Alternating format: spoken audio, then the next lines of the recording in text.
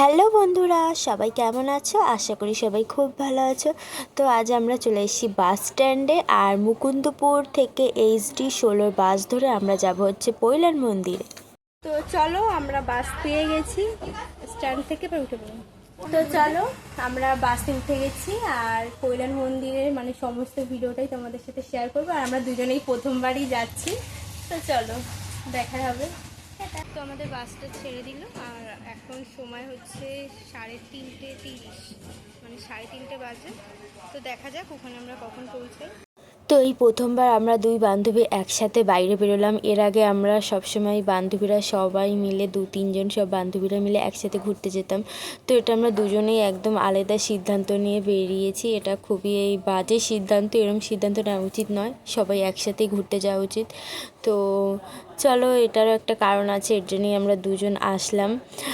তো চলো, এবার বাসটায় কিন্তু প্রচণ্ডই ভিড় ছিল। তো বাস থেকে এবার নেমে পড়েছি। আর মন্দিরে এখানে এসে একটা আলাদাই শান্তি, সত্যি মন্দিরে আসলে যেটা হয় একটা আলাদাই শান্তি পাওয়া যায়। তো চলো মন্দিরে চলে এসেছি। দেখতে পাচ্ছ এই যে শ্রী স্বামীনারায়ণ মন্দির।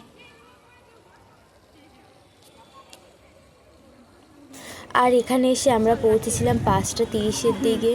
এরপরে আমরা চলে যাব মন্দিরের ভেতরে। তো মন্দিরের ভেতরে কিন্তু ক্যামেরা একদমই অ্যালাউ নয়, তবুও আমরা একটু ক্লিপ তুলে নিচ্ছিলাম। আর এখানে জুতো খুলেই মন্দিরে প্রবেশ করতে হবে, এর জন্য আমাদের দিয়ে দিয়েছিল একটা ব্যাগ। তো এই ব্যাগের মধ্যে জুতো রেখেছিলাম আর একটা কুপন দিয়েছিল। তো মন্দির দর্শন করার পর এবার আমরা একটু বাইরে ঘোরাঘুরি করে নিচ্ছিলাম আমাদের মনটা ভালো রাখার জন্য। তো এরপরে সন্ধে নেমে আসলে মন্দিরে আলোগুলো জ্বেলে দেওয়া হয়েছিল আর এই মন্দিরটা কিন্তু খুবই সুন্দর দেখতে লাগছিল। তো এরপর আমরা চলে যাব আরতি দর্শন। আরতি দর্শনের টাইম হচ্ছে সন্ধ্যে 6:30-এর সময়।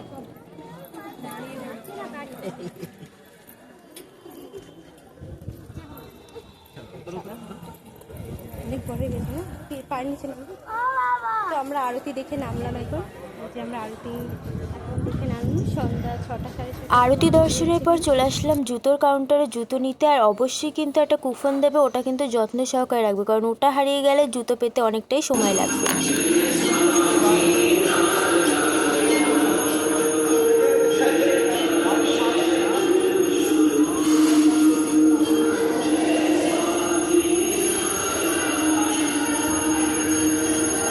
তো ওটা ছিল একটা প্রসাদের কাউন্টার, যেখানে সন্ধেবেলায় শ্রী স্বামীনারায়ণের আরাধনা হচ্ছিল, ওনারা সন্ধে দিচ্ছিলেন।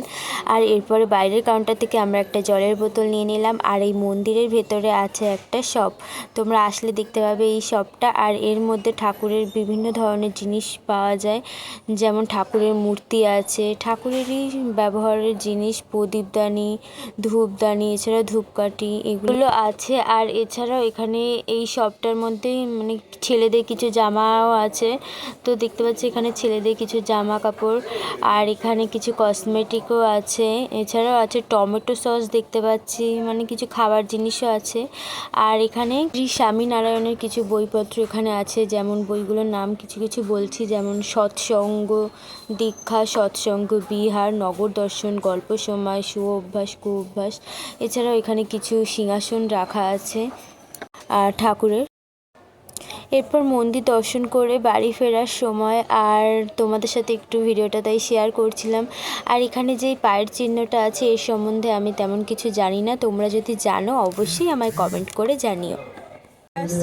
স্বামীনারায়ণ মন্দির দর্শন করে এবার বেরিয়ে যাচ্ছি। চলো এবার দেখি বাস টাস কিছু পাওয়া যায় কিনা। তো একটাও বাস পাচ্ছিলাম না, আর ঈশ্বরকে বলছিলাম যে একটা বাস তাড়াতাড়ি এনে দাও, তাহলে আবার পরের বার আসবো। তো এরকম ঠাকুরকে ভয় ভয় বলছিলাম।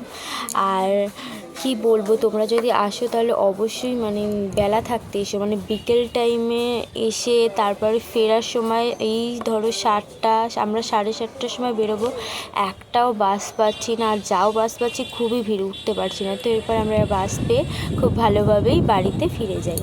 তো চলো, ভিডিওটা এই পর্যন্তই এন্ড করা হলো। আর সবাই ভালো থেকো, সুস্থ থেকো, টাটা, আবার দেখা হবে।